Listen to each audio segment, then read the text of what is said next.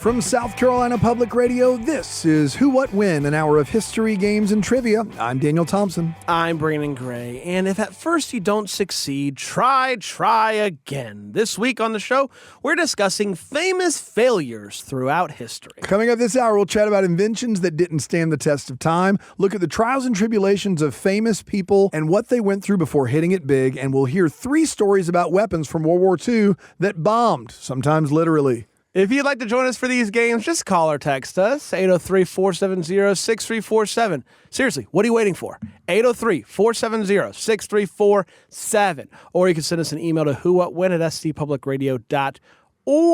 You could possibly take home the title of Who What Win Champion of the Week, but let's be honest, we know what you're playing for. It's that trophy, the Who What Win fanny pack. Sweet, sweet fanny pack, and it shows you've made it when you wear that fanny pack. You'll be feeling so good wearing it around town. Speaking of which, Brand, how you feeling? I'm okay. All right, buddy? I'm just feeling a little bit down. What are you feeling down about? I just feel like a failure. You're not a failure. I feel like a failure. But you are famous. Huh? So you're half of our theme this week. How about that? Right, here on Who What When, we're talking about famous failures. I feel great, guys. I'm kidding. Great. You're famously bad. That's right. But here's the thing is famous failures, which we're going to talk about all week.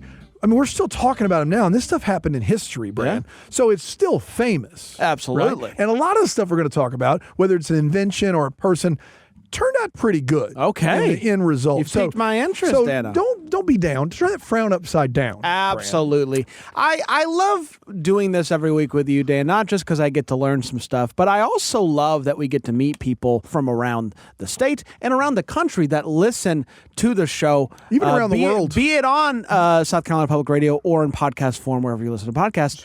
Do we have any contestants today, Dan? Nope. We're just doing it, just two of us. I'm ready. Nope, we got what we do. We got them I in. just got word that we do have great. 2 contestants. They came in last minute. Let's meet them, shall we? I would love to. Caller number 1, what's your name? Where are you from? I am Roz from Columbia, South Carolina. From the capital city that's famously hot. Famously, not failure.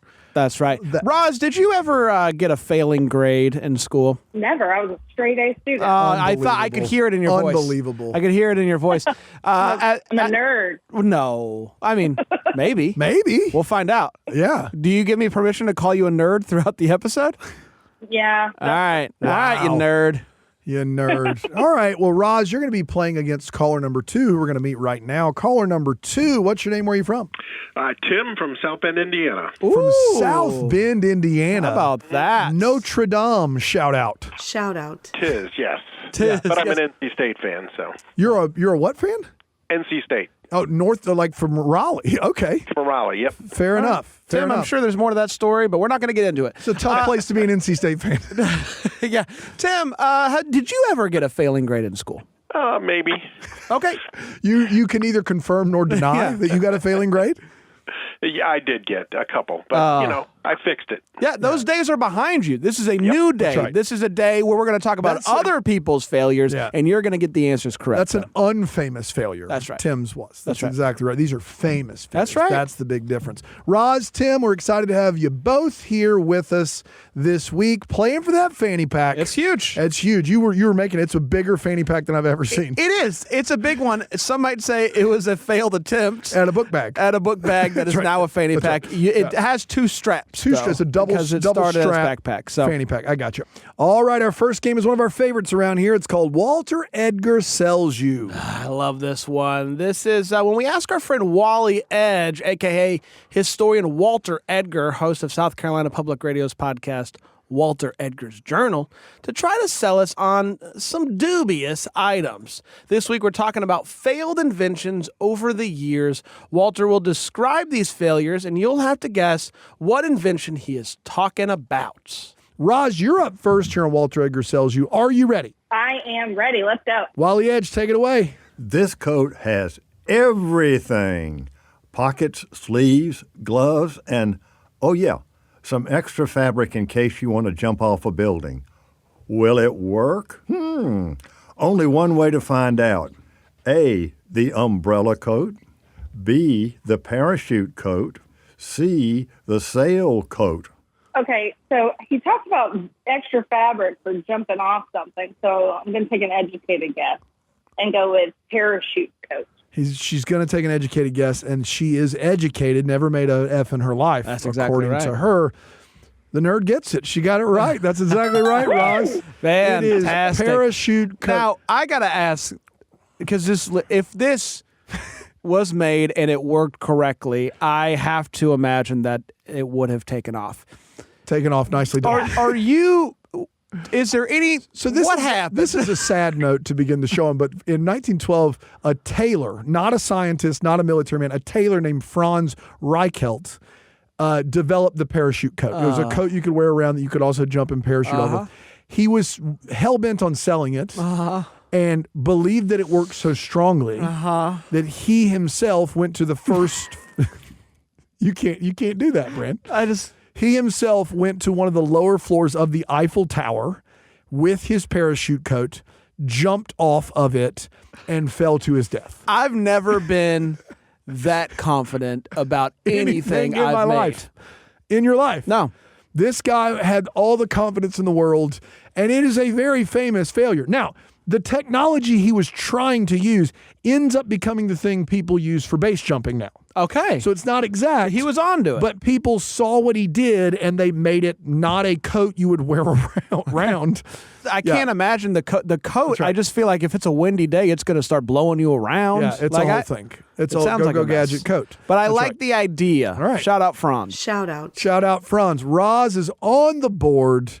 Tim, the board is now yours. We're playing Walter Edgar Sells You here on South Carolina Public Radio. Your clue starts right now.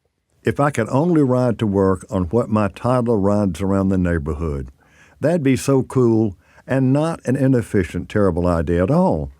And it's only 2.5 feet tall and supposed to be driven on the road alongside cars. Even better, A, adults training wheels, B, the moving jump, and C, the electric tricycle. All right, Tim, is that the adults training wheels, the moving jump, or the electric tricycle? I'm going to say the electric tricycle. He's going to say the electric tricycle. You feel pretty confident there? I feel pretty confident there, He yeah. feels pretty confident there. He's confident, and he's correct. Those F days are... No, I shouldn't You say can't that say the way. F days. Those failure days are behind you, Tim. You got that May have one some right. F days in front of him. I don't know. I love it. You know what I want to? You know what I love though is when companies put Z's at the end of things. Little boys' toys. Little Boys Toys is an example in Greenville. Shout out. Shout out. It's a car place. I Used love car. it. I love it, and I also love when gas stations spell their name incorrectly, and no one knows why. So No, shout out to all Sheets. those Shout people. out to Sheets. Shout out. That's exactly right. So, Brand, in 1982, the Sinclair C5 was invented, and it was deemed legal for road driving in the United Kingdom. It was 31 inches tall, so just over 2.5 feet tall, and it had 3 wheels, and it was electric, and you were supposed to drive it alongside a car. So imagine being on something 2.5 feet tall. 31 inches tall. Yeah, tiny. And you were supposed to drive on the road beside cars. It won't see you. No, it was a disaster.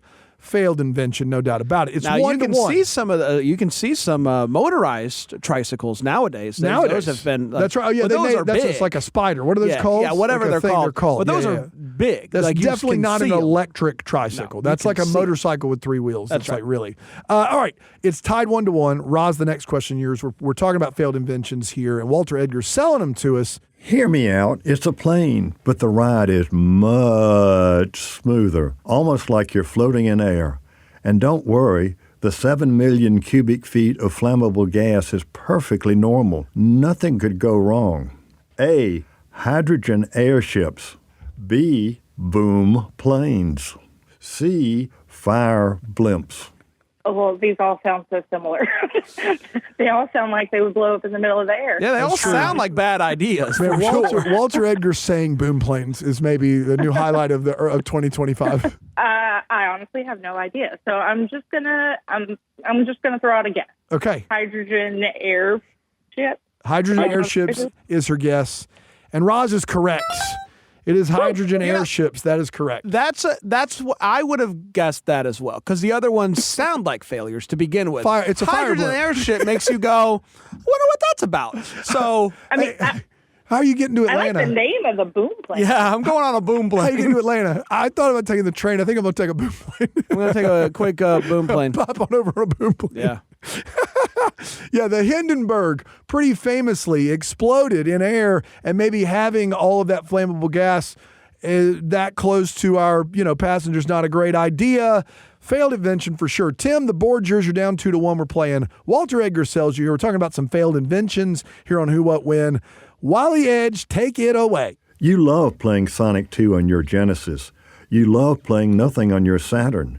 But here at Sega, we've got a new console that you're bound to love, or we're bound to stop making consoles altogether. A, the Sega Cube. B, the Sega 2000. And C, the Sega Dreamcast. I think the Dreamcast sounds like a really terrible name for a game, so I'm going to say that. It sounds terrible because it was terrible, and it is correct. So what was the deal with it? Because this predates me a bit. So Yes. what was the problem with this? Sega Genesis was a pretty revolutionary gaming system that competed with the Super Nintendo. Yes. Sonic the Hedgehog 2 is one of the most popular games. You could play a lot of other ones, but that was their big thing that Nintendo didn't have. Right. And they seemed to have a pretty big share of the marketplace. They released the Sega Saturn. It was a disc-based game console the same time that Sony released the PlayStation. And what happened was people started gearing more toward the PlayStation, but the Saturn did okay. Well, then... Was it because of the games available on the PlayStation? I think it was because of a lot of things, but Crash Bandicoot didn't hurt, no doubt about it. However, when the Dreamcast was released, Sony released the PlayStation 2, which is widely considered one of the best gaming consoles of all time. And no one bought a Dreamcast. No one bought a Dreamcast. How about so that ended. Sega stopped making consoles altogether. But I'm hearing from our producer AT that he did in fact own a Dreamcast. Shout out to AT. Yeah. Shout out. We got a perfect game going on. Roz and Tim, 2-2. We're talking failed inventions here on South Carolina Public Radio. Bran, I'm going to ask you to give it to Wally Edge. Hey, Wally Edge, take it away, pal. It's not Big Hero 6. It's Sony's new home video system, and it's bigger, bulkier, and costs more than VHS. I'm sure you're going to love it. A, Alpha Dog. B, Betamax. C, Gamma Rays. Roz, what are you thinking?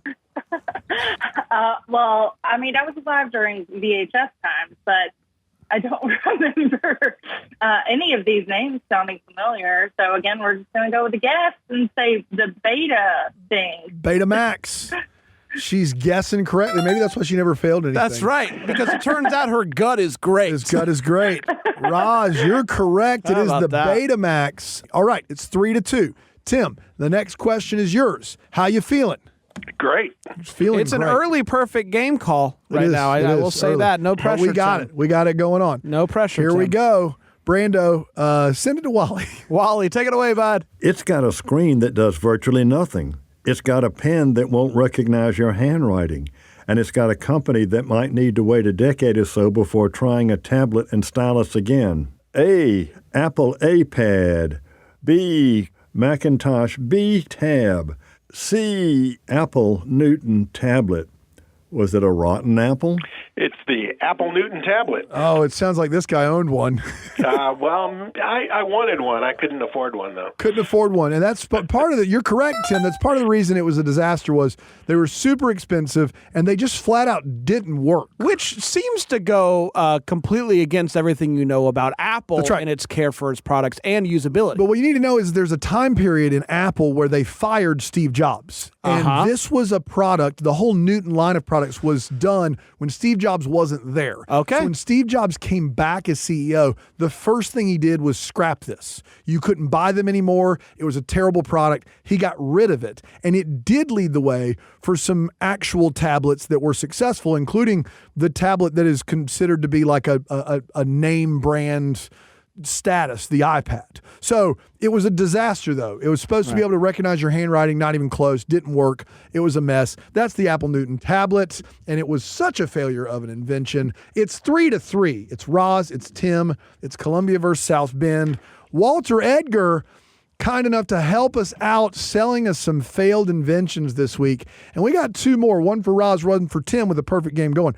Roz, next question is yours. Walter, hit me. It's 1875, and what you need is a writing utensil that's electrified. Sure, most homes didn't even have electricity then, but when you write with this thing, the results will be shocking. A, the electric pen. B, the Tesla stylus. C, the the Edison etcher. That last one's it's a good name. Roz, what are you Yeah. thinking? Those are great names. I can't remember when Tesla was around. I know he was around or late. Yeah. I don't know. But I'm going to go with the Edison etcher.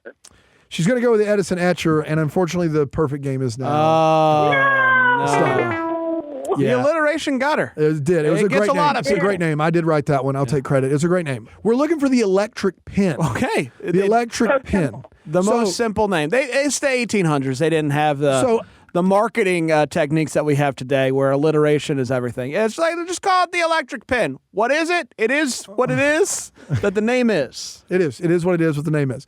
The electric pen, not initially invented by either Edison or Tesla, and it was a disaster. The idea of having a pen in your hand that used voltage in 1875 was outright dangerous. Yeah. Like you were just a mess. You could die. You could die using this pen. Now, the technology behind this pen is now what is used in modern tattoo guns. Oh. So it's the way your skin is tattooed. So a failed invention of its time led to a massive success and a booming industry. Ahead of its time? Ahead of its time, though, for 1875. Most houses, you couldn't go in and turn on electricity. So there's that. All right, Tim. Did you hear that? Was that the door I creaking? did hear that. Is that the door creaking open? That's what I hear. I mean, well, there it was. A little bit late. We'll put it Sorry. in post. We'll It'll That's get all right. there. It'll get there. Sorry. Sometimes AT doesn't hit the button right away. Tim, you got a chance to take the lead going into our second round. This is the last question of the first round. We're talking about failed inventions and famous failures here on Who What When on South Carolina Public Radio. Your last clue from our boy Wally Edge starts right now. FM waves, news, sports, weather updates, all on your wrist in the year of our Lord, 2004. Don't worry, it's not going to work great. It'll be expensive, and smartphones will kill it before you can say Microsoft. A, the Spot Watch. B, the Gate Watch. Or C, the Cujo Watch. I'm going to say the Gate Watch. He's going to say the Gate Watch, and he's Yep. also going to be incorrect. Oh. Two misses. That's the door closing. That's the door closed just like that.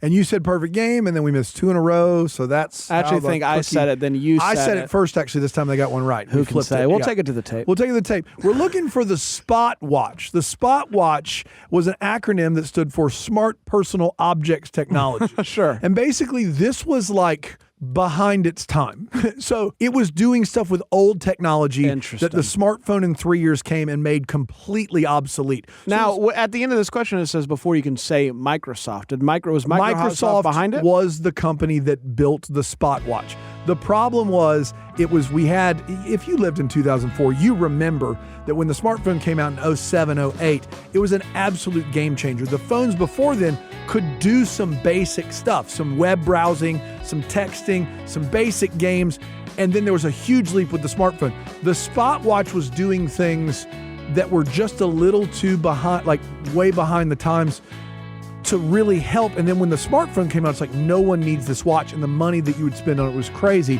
So it was a failure for Microsoft. This is Who What When. I'm Daniel Thompson here with my good buddy Brandon Gray, and we're talking about famous failures this week. And I would say that today's competition is anything but a failure, Dan. Our contestants, Tim and Roz, are off to a strong start. They are tied 3-3. That's right, Brand. We'll see if they can keep the good times going in our next round coming up after this break. You're listening to Who What When.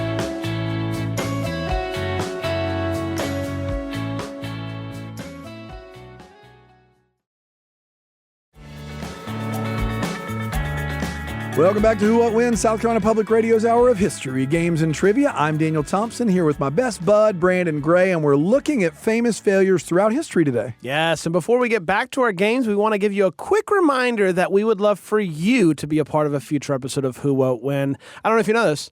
Kind of need people to play the games in order to do the show. So we'd love for you to call or text us, 803-470-6347, or you can send us an email to whowhatwhen@scpublicradio.org. org. We've got our contestants Roz from Columbia, South Carolina, and Tim from South Bend, Indiana, with us today. They're tied after the first round, but that could change with this second game. It's one we're calling If at First You Don't Succeed. Yes, here's how it's going to go. We've got some examples of famous people or things from pop culture that were literally a failure or were outright rejected, but thanks to the persistence of that person, eventually became a success. And whoever wins this round will go on to our final game with a chance to become a success of their own. Ooh. Winning that sweet, sweet prize of a Who What When fanny pack. Roz, the first question is yours here on If at First You Don't Succeed. Are you ready to go? I'm ready. Here we go. This inventor of top-of-the-line vacuum cleaners didn't begin with an innovative technology and an advanced filtration. In fact, it took 5 years and over 5,000 failed prototypes before landing on his now patented suction products. Is that A, William Hoover, B, Sir James Dyson, or C, Melville Bissell? Oh, these all sound like real names.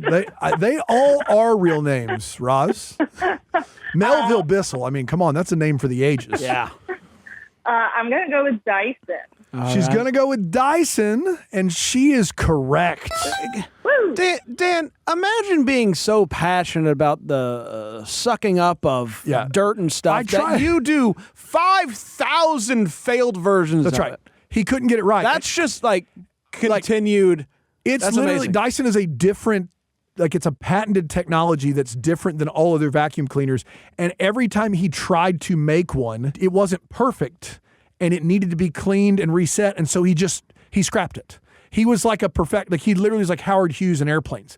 Like he was like, nope, 1,000 a year. He's churning out 3 of these a day. That's exactly right. He was continually moving towards the pursuit of excellence. And right now, if you go to Target or Walmart or wherever you shop and see the Dyson vacuum cleaner that costs twice what all the other ones cost, there's a reason. He got knighted. It's different. Melville Bissell, get out of here. Melville Bissell can be my sir, though. That's right. I don't mean anything by that. That's right. Yeah. I'm knighting him. Tim's out of F's, but he is right here with us today. And he's down 4-3. Tim, are you ready for your first question?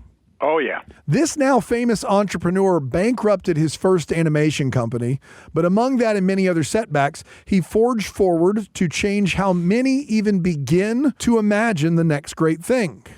Is that A, Walt Disney, B, Sam Warner, or C, Emil Cole? I'm going to say Mr. Walt Disney. He's going to say Mr. Walt Disney. Bit of a softball there, and he took it. He knocked it out of the park. Imagine was the key word. Tim, excellent job. That is correct. Also, next great thing, Frozen 2. Look at whoever wrote that really put a lot of thought and care into it. Thank you for that. I'll send it to them and tell them thank you. Some questions are better than others, and the bad ones we don't talk about. We don't talk about them.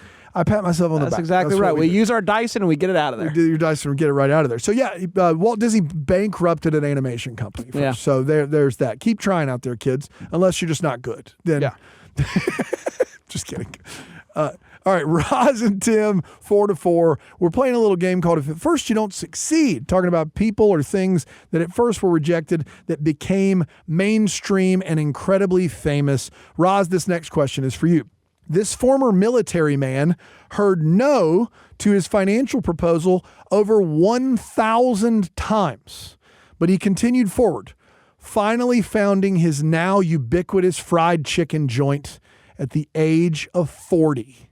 Is that A, Harlan Sanders, B, Ray Kroc, or C, Jack Folk? All right. Well, I think it's the person who founded KFC, Kentucky Fried Chicken, the Colonel. So I'm going to go with Sanders.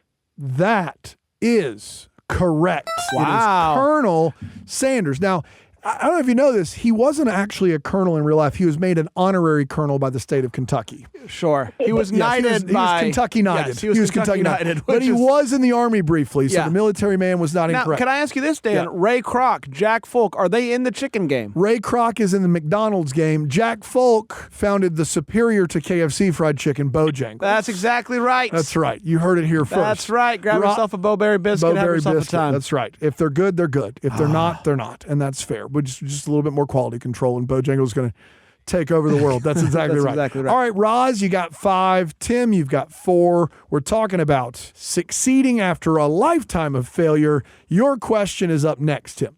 She was fired from her job as TV news anchor at WJZ TV in Baltimore for being too emotionally invested in her stories. She was told she was unfit for television. But that wasn't the end of her story. It was the catalyst to her creating her own television show that led to an empire, including a magazine, a TV network, and becoming one of America's favorite things.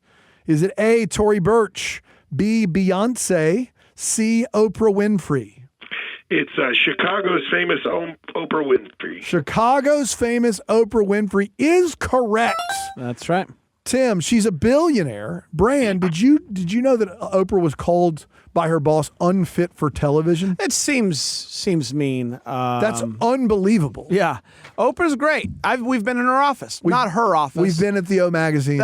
We did a thing there. Which is just as cool. That's a really cool name drop by you. Yeah, thank you. Yes. Basically, what I'm trying to say is Magazine's office. Oprah and I are best friends. Is what. That was my understanding when I was invited to the O Magazine office. I was now Oprah's best friend. Were you coloneled? No, I was coloneled. You were coloneled. I was coloneled hard. You coloneled so hard. All right. It's a tie ball game, 5-5. Roz, the board is yours. No pressure, but I feel like if anybody misses one, then this thing is over. Roz, your next question in a game we're calling If at First You Don't Succeed starts right now. This tech entrepreneur was fired from the fruit-named company he helped create due to his abrasive personality and a series of failed tech. That didn't stop him from returning as CEO and revolutionizing how people access their music, their videos, and each other. Is that A, Steve Wozniak, B, Steve Jobs, or C, Steve Harvey? Well, I did see the biopic with Ashton Kutcher playing this man, so it is Steve Jobs. They let Ashton play Steve Harvey? I got Steve Harvey. See, that seems not okay. Roz, you're correct, and I'm so sad that you saw that Steve Jobs biopic and not the Michael Fassbender one, which is fantastic. Steve Jobs is correct, and if you were listening to Who What When in our round 1, I gave this answer away. So there's that. So that's the one we're going to suck up with the dice, and we're going to get rid of it. Sometimes the questions aren't well written. No. That's the problem here. And that is executive produced by Sean Birch. That's what I'm saying. That's right. That is what he did. That's There's a reason why Sean Birch is not coloneled. That's right. He's not coloneled. He's just a regular old mister. That's right. That's right. It's 6-5. Tim, the board is yours. If at first you don't succeed, here on Famous Failures on Who What When, here's your question. While alive, this Dutch artist sold exactly as many paintings as he lost ears. Today, he is considered one of the most famous, influential, and widely recognized painters of all time. Is that Eduardo Manet, Pablo Picasso, or Vincent van Gogh? I'm sorry, I couldn't hear you. You did it. Tim gets the bits. It was Vincent van Gogh. Vincent van Gogh is correct. Do you know why Vincent van Gogh is alive, Brain? He sold one painting. He sold tough. one painting his entire life. That's and then tough. He dies and becomes more famous than he ever could have imagined while living. So we wait until this show really takes off when we're dead. Oh, man, it's going to be unbelievable. People are going to find the archives. The archives are going to go nuts. 2168 and be like, this is pure gold. All right, so it's tied up once again. Roz, the board is back to you. Here on If at First You Don't Succeed. Here's your question. This young artist was on a bus that collided with a tram, somehow surviving with devastating injuries. Wow. For most, it would have signaled the end of their painting careers. But for this woman in Mexico, she's now world famous for her self-portraits that thematically address identity, death, and the human body. Wow. Is that A, Frida Kahlo, B, Aurora Reyes, or C, Sarah Jimenez? It's the woman with the famous unibrow, Frida Kahlo. The woman with the famous unibrow, Frida Kahlo. I got to be honest, that answer sounded like somebody who was warmed up. Yes, and she was loose. mentioned it. That's right. And it's coming through loud and clear, Ross. Locked in. They both have missed one. Aside from that, perfection. So not perfect, but close. Tim, the board's back to you. You got a chance to keep the streak alive here on Who What When on South Carolina Public Radio. Here's your question. After hundreds of rejections, this New England-based author almost gave up. even throwing his manuscript about a misfit high school girl with telekinetic powers in the trash. His wife retrieved it from the waste, encouraged him to pursue it, and the rest is history for one of the most famous American horror writers of all time. Is that A. Ray Bradbury, B. Edgar Allan Poe, or C. Stephen King? I think it is Stephen King. Wow. Tim's on fire right now. Tim's on fire. He's locked and loaded. He's ready to go. That is Stephen King. Do you know, Brian, what book I'm talking about with the telekinetic powers? Is that Carrie? It is Carrie. Okay, great. Correct. Nicely done. Thank you, everybody. Can you believe? I got to be honest. This is my time to shine. This is your time to shining. Nicely done. That's really good work there. Really good work. I'm warmed up too. He It's not just you, threw Ross. the manuscript for Carrie in the garbage. And his wife went and got it out of the garbage. Can you exactly believe that? You know what? Find somebody that will dig your manuscript out of the trash. That's right. Yeah. We all need somebody like that in our lives. Yeah. Whether it's a literal or a metaphorical manuscript. That's Find what I'm somebody trying to that'll say. dig your metaphorical manuscript out. That's exactly right. It rolls off the tongue. All right. It's a tie game. Wow. It's getting down to the wire here. Roz, your last question of the round to take the lead. 12 British publishers rejected the original manuscript for this series about witches, wizards, and the boy who lived before Bloomsbury finally said yes, opening the door for one of the best-selling book and movie franchises of all time. Is that A, Lord of the Rings, B, Harry Potter, C, The Chronicles of Narnia? I have read 2 of these series, but I have not read Harry Potter, and that's the answer. That is the answer, Harry Potter. That is correct. Can you believe that got 12 rejections? The titles are confusing. They you are know? confusing. Yeah. Yeah. But I mean, looking back, 12 rejections. Anyway, let's get to the last question of this round. We're playing if at first you don't succeed here on Who, What, When. And this is what we call a must get. Timmy, if you get it right, we're doing a very rare double final round. oh my gosh. If you I get need that fanny pack. You need that fanny pack. If you get it wrong, Roz is going to the finals solo. Here we go. We ready? Yep. The challenges were numerous for this first woman to win a Nobel Peace Prize. Working in a male-dominated scientific field, she heard rejection after rejection for her funding before changing the world with scientific discoveries and breakthroughs that led to tectonic shifts in cancer treatments, X-ray mobility, and radioactivity. Is that A, Marie Curie, B, Ada Lovelace, or C, Alice Ball? I think it's Marie Curie. He thinks it's Marie Curie. And for a double final chance at the fanny pack, Tim is correct. Oh, He's wow. We did it. I love to see it. It's a tie ball game. Roz, Tim, a perfect category. You each have missed one, and you're both on the way to the finals, a co-champion of the week. And we got one game left that it's going to really decide who's going to take home the fanny pack, if anyone does at all. Still a chance they both miss it. I know. It's huge. It's That's huge. right. We're going to figure this out on the other side of the break here on Who, What, When.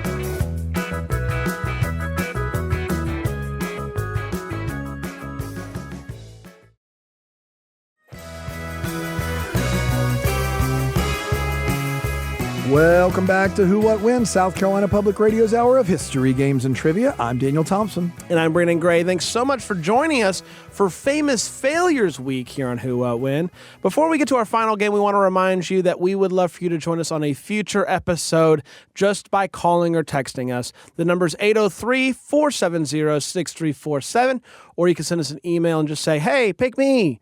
Who, What, When at scpublicradio.org. Brian, our contestants today have most definitely not been a failure so far. Roz from South Carolina and Tim from Indiana are tied heading into this final segment. Now, normally we only have one player in the last round, but today, both of them are going to have a shot at taking home a Who, What, When fanny pack. This is big. All they have to do is get through a game we call History or His Story, and today's edition is all about failed weapons from World War II.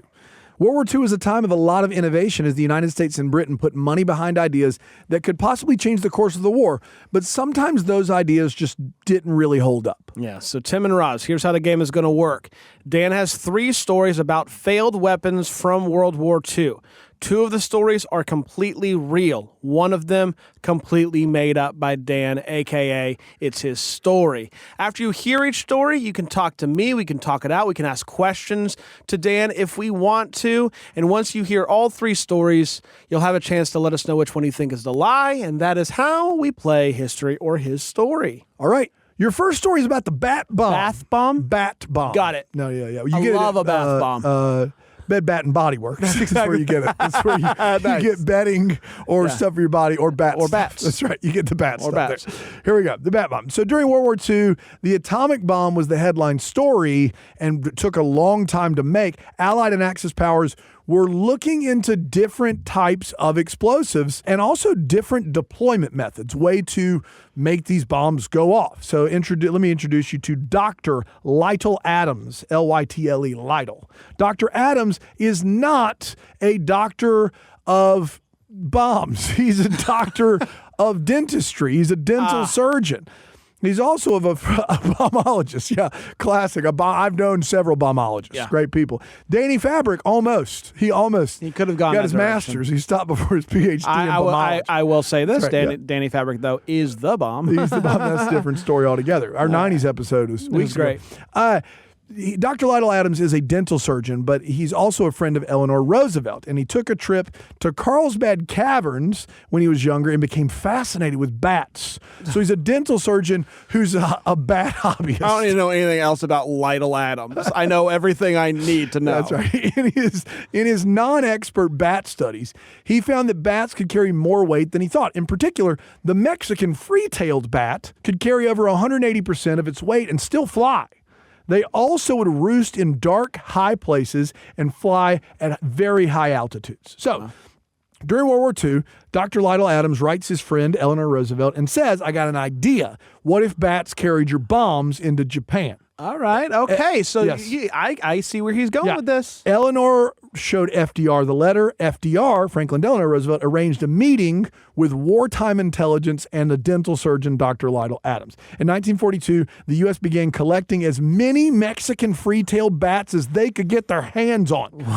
They began developing small-scale bombs weighing 17 grams made out of kerosene. By 1943, the U.S. had developed a larger housing bomb. It's like a house that would hold over 100 bats. So here's the deal. Within these bombs, the temperature was cooler, so the bats would hibernate and go to sleep. Attached to each bat was a 17-gram kerosene bomb. In theory, the housing bomb would be dropped over Tokyo with a parachute attached. So when it flew closer to the ground, it would open up and bats would find themselves in a free fall with a 17-gram weight attached to them. They would seek shelter at the nearest, highest, darkest place, probably a tree of some sort or a building. Tokyo's infrastructure was mainly out of wood at the time, not metal. So the bat would find a high, dark place to roost. They would wake up and instinctively they would chew through the attachment to the bomb, causing the bomb to fall and deploy. And the goal was to start over 1,000 little fires in Tokyo that would burn the city to the ground. And in theory, the bats would not be harmed. Save the bats, bomb the Tokyo. Numerous tests were conducted and most were deemed successful. Work on the project continued until 1944, and it was stopped only because at this point, FDR had devoted all wartime intelligence funding toward the atomic bomb, which we all know, and the rest is history. That's the end of story 1, Brian. What are you thinking? I'll just say this. I'm not a proponent of bombs, and I want it on the record. Same. I hear this, and you can't help but be intrigued by the idea, and especially if you're in the weapon building. You love this bomb. Space. You love this bomb. You love this bomb. I love this bomb, personally. I think this bomb's dope. This is a crazy idea, but it's an idea that if I heard it and I was in a position to fund it and I needed to, I would give this plan a shot. You're all in sure. on the bat bomb. Roz, what are you thinking? This is an absolutely insane story. Like, was PETA around during this? They God, should no. have put a stop to this. No. It's abuse of animals. So much abuse of animals, for sure. Absolutely. Any questions? And a dentist came up with this idea? A dental surgeon, Dr. Lytle Adams, but he's a bat hobbyist. Yeah. He's a bad boy. Yeah, I guess He really just wanted to win the war. He would come up with any crazy idea. That's right. He's a bad hobbyist. I don't know what you want from me. Tim, what are you thinking? I think it is probably PETA approved. So I think they're trying to bring it back. You think bat bombs are the wave of the future? Yeah. What are you saying? How about that? Tim's a real Batman. There it is. That's good. He loves it. All right, we're ready for story number 2? Let's do it. All right, story number 2 is the rocket wheel. Rocket wheel.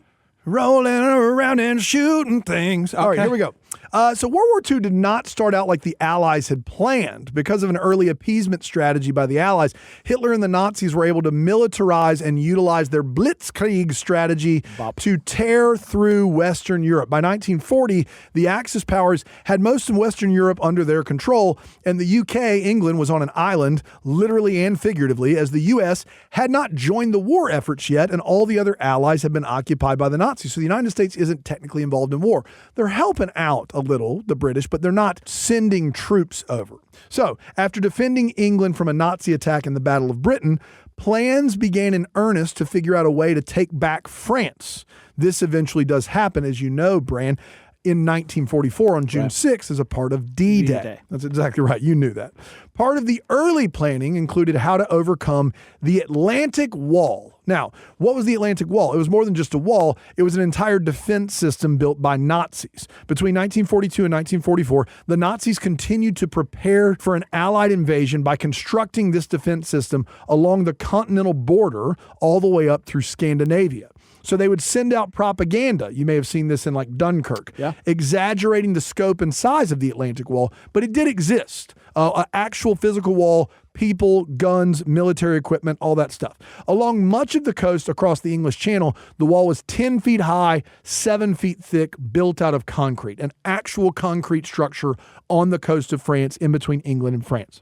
Much of the British intelligence budget after the Battle of Britain was spent looking at new or improved ways to knock this wall down. One such idea was known as the Great Panjandrum, which is a rocket wheel. That's what it is. 2 10 feet in diameter wheels connected by an axle. Within the axle, over 4,000 pounds of explosives. Nothing can go wrong. Each wheel would be equipped with rockets to propel the wheel toward the wall, hopefully detonating the explosives upon impact of the wall. And they panjandrum. They panjandrumed all the way out there. Now, there were definitely problems with this panjandrum. Each wheel was supposed to have 9 rockets. During every test run, at least one of the rockets failed to fire or misfire. That's a problem because you're going to lose some symmetry in a hurry.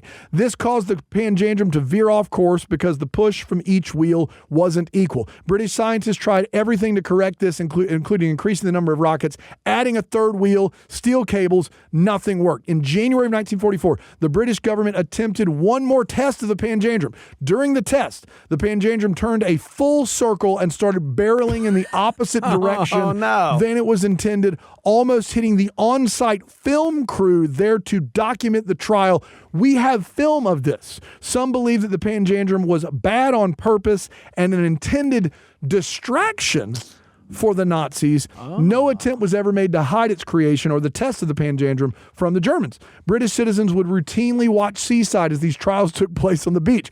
While the panjandrum never successfully worked, it did spawn the Nazis to attempt to create their own unsuccessful wheel of war called the Kugelpanzer. The Kugelpanzer. That is the end of story number 2, Bran. What do you think? So what you're saying here is there's a belief that someone was like, let's create a weapon so bad that others couldn't not look at it. That's right. Yet you're drawn to the failure, and then in doing so, you get goofed. It's a big goof. It's a big goof. It's 4,000 pounds of explosive That's goof. a 4,000. Yeah, that's a goof. Roz, what are you thinking? You said that there's a film of this? They filmed it, yeah. I mean, I haven't seen it, so, kind of questioning that. But And Roz has seen everything. She's seen everything. That's one thing I know about Roz. Yeah. big film buff. Film buff over Film here. buff, that's right. History buff, all the buff. That's why I'm a straight A student. That's right. Roz the Buff. All right. Tim, what are you thinking? Didn't Elton John write a song about that? Yeah. Rocket wheel. Yeah, he sure did. Yeah. Turning out his panjandrum. Yeah, it's good. I think they use those at Myrtle Beach still. Yeah, that's right. And there's actually a panjandrum putt-putt, if I'm not mistaken. It's really cool. Yeah. It's the 18th hole. Forget about it. Yeah, you get a hole in one on that bad boy? Yeah. Explodes. No one's done it yet. No one's done it yet. It's impossible. I don't know how you could. All right, we're ready for story number 3? I'm ready. Here we go. This is the ice boat. World War II's theater in the Atlantic Ocean was well documented as the first theater of American involvement, even before Pearl Harbor. While the U.S. technically wasn't involved on the ground in World War II, they were helping the Allied powers through the shipping of supplies across the Atlantic Ocean. In fact, they were secretly shipping supplies as far back as World War I, sinking the Lusitania, and we found out there was a lot of ammunition on that ship. The United States was even using their Navy destroyers to protect convoys of ships needing to make passage across the Atlantic Ocean with important supplies for England and the rest of the Allied powers. Now, Germany was notorious for their Navy. In fact, aside from England, or maybe even including England, they were at that point the best Navy in the world. They had advanced submarine technology, and since World War I had been practicing something called unrestricted submarine warfare. They were capable of shooting down any ship in the Atlantic during this passage, and they told you so. The German Navy would say, if you try to cross and you're flying the flag of an enemy or an enemy's ally, we're going to shoot you down. We're going to find you. That's why you had these massive convoys of naval destroyers to take care of those submarines in the Atlantic Ocean. In 1941, British scientists for England's Wartime Intelligence Committee, Darren Fells, discovered that the combination of mercury and ice was virtually impenetrable by bullets or torpedoes. And when I say that, the torpedo would still make an impact, but would not cause the ship to sink. Okay. So like if you dent it enough, it would go down, but the initial impact could be mitigated. You'd have to boink it a lot. You'd have to boink it a lot. That's exactly right. Very technical term, boink there. He suggested this, and Churchill loved the idea of a bulletproof boat made with a thick coating of mercury-infused ice. Throughout 1942, British wartime intelligence worked on models of boats with the two main problems being exactly what you would think it would be. Keeping the inside of the cabin warm while keeping the 11-inch covering of mercury-infused ice frozen in the water. Seems like a big hill to climb. In June of 1943, the HMS Swift was completed. Able to house 82 passengers weighing in at 20 tons, the Swift was designed as the impenetrable force of Britain's Atlantic fleet. Because of the lower melt point of mercury, the coating of mercury ice mixture frozen to the exterior of the ship could remain so during the winter months, with only one vulnerability at the bulkhead. Many tests were done in the harbor, all going pretty well, but the first test run of the HMS Swift at sea did not go well at all. Upon taking her out to sea for a 10-day reconnaissance, the men began to contract a fever on board, believed to be from the mercury. Get out of here. Yikes. No way. That should have been probably done in testing phase, you'd think. 2 of the ship's 8 guns would not fire. The Swift was at sea for 3 days before returning a mess. Churchill refused to call the experiment a failure because he loved the idea of a bulletproof boat so very much. If we don't call it one, it can't be. That's right. It can't be one. That's right. You just believe the lie. At that point, the British had turned their attention to land by the end of 1943. The HMS Swift was never commissioned into the British Navy. That is the end of the ice boat in story number 3. Bran, what are you thinking? Well, I do have one question, which is, in some of the stories that we've heard earlier today about failure and continuing to persevere, and one day it'll finally happen. Did anybody ever actually get the bulletproof boat to finally come into existence? Would be nice. I think it's a stretch. I think the idea of a bulletproof boat is found in sci-fi, which we did an episode on that, but you can do some stuff like obviously Kevlar, but when it comes to a boat, it's a big vessel. The most you can do is try to mitigate damage, which is really what this was. I think Churchill bombastically wanted a bulletproof boat, but it was not that. Bombastically bulletproof, as you said. Roz, what are you thinking about the ice boat? I think it sounds like a great idea in theory, but anytime you put mercury around people, it's not going to go well. I feel like maybe we just haven't learned our lesson yet at that point. But yeah, mercury and people don't really mix. Maybe if it was an unmanned boat. Yeah, a robot, an AI boat. Maybe we haven't thought about an AI boat. Maybe we need a bat hobbyist. Maybe bats could fly the boat? Just sail the boat? I will say this. At the very least, we need a dentist to come in here and take a look at this. Yeah, at the very least. A dental surgeon. Like, they'd figure it out. They would, for sure. Shout out to the dentist out there. Shout out. Tim, what are you thinking? I think if they put rockets on it, it probably would have worked. Yeah, dude, you combine rockets and mercury? Oh, man. Forget about it. Let's go. Absolutely. All right. A couple bats in there, you got yourselves a good time. The time's come. Tim, Roz, here again are those 3 stories about failed weapons from World War II. Number 1, the U.S. tried to develop a bomb filled with bats carrying miniature bombs. Number 2, Britain tried to build giant rocket-powered wheels to knock down the Nazis' blockades. Or 3, the British tried to build a bulletproof boat made of mercury-infused ice. We're going to give you about 30 seconds to guess which one is my story. Roz, your time starts right now. Okay, so I took some notes. Okay. But This is why she never made an F. I never made notes. I had to take some notes. They all sound obviously like failures. So I'm trying to. I don't really know how to work through this. Well, Roz, you got 10 seconds, and I'm going to need an answer. Oh, no. I'm going to go with the ice boat. The ice boat. Use the ice boat. Is my story. Okay, awesome. Tim, you got 30 seconds, although you can say whatever you want. Roz has already given her answer. So, Tim, what do you think? Well, even though it melts my heart, and after taking my temperature with the mercury, I think I'm going to go with the ice boat as the failure. That just doesn't seem, the bats seem like a good idea, and the rockets on the explosives seem like a good idea. So All right, I'm he's go going with ice that. boat. Roz Yeah. also went ice boat. Uh-oh. Okay. Which means well, it's a good thing I just finished up that second one. that we just could in have case. history. If they're right, we've never given away 2 fanny packs. We've never done it. This would be a really big day. It would be a big day if they're right. All right, let's start with the bat bomb. Bat bomb's real. I mean, the fact that we let a bat hobbyist dental surgeon spend 2 years of government money trying to fund a bat bomb is maybe one of my favorite. I hate war. It's one of my favorite things about the stories about war ever. It's fantastic. What? War, what is it good for? Absolutely nothing, except for bat the bomb. bat story. Sing it again. That's exactly right. There was a version of that song where they That's right. sang that, and they decided, let's cut it a little bit That's shorter. right. All right, here we go. The rocket wheel, the Great Panjandrum, where they filmed a 4,000 pounds going in a circle. That is also a true story. Hey, we did it! Which means Woo! Come in here, Danny. Danny, come in everybody here. get in. There are no failures on the famous failure episode. Wow. We have Roz. We have Tim. Columbia's getting a fanny pack. South Bend's getting a fanny pack. Well, this is fantastic. Tim and Roz, pat yourselves on the back. Give yourselves a round of applause. You're both champions of the week. You're both getting fanny packs. You both passed all the tests and picked my story. Roz, who do you want to thank for this one? I want to thank my mother for always making me take notes and study in I school. love it. Tim, who do you want to thank? All the trivia shows I like to watch. Yeah, it was very evident, Tim. Roz, Tim, thank you for playing. Your fanny packs will be there shortly. You're both winners. Yeah, the bats are bringing them. They're bringing them. Thanks for playing Who What When.